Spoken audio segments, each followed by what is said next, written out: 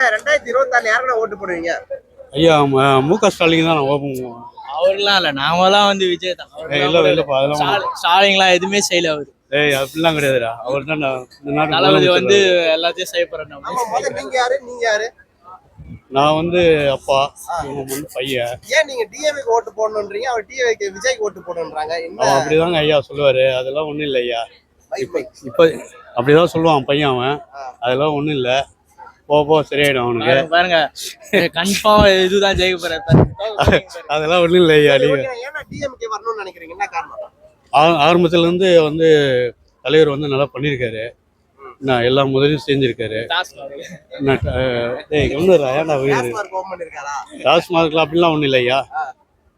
டாஸ்மார்க் வந்து இப்ப எதுன்னா நீங்க ஏன் டிஎம்கே வரணும்னு நினைக்கிறீங்க, என்ன காரணம்? நல்லது செய்யறாரு, மக்களுக்கு நல்லது செய்யறாரு இல்ல.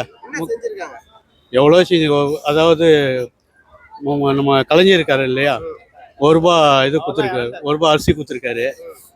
புரியுதுங்களா? மக்களுக்கு வந்து இலவசமா எவ்வளோ செஞ்சிருக்காரு கலைஞர்.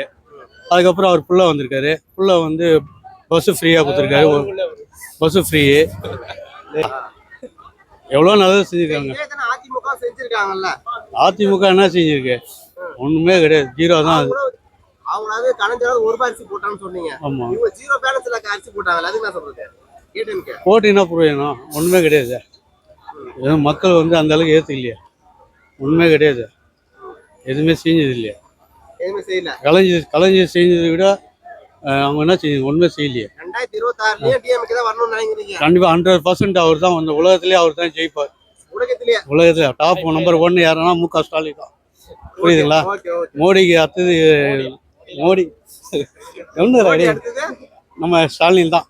கண்டிப்பா நம்ம தலைவர் தான் வருவார். கண்டிப்பா 100% உண்மை.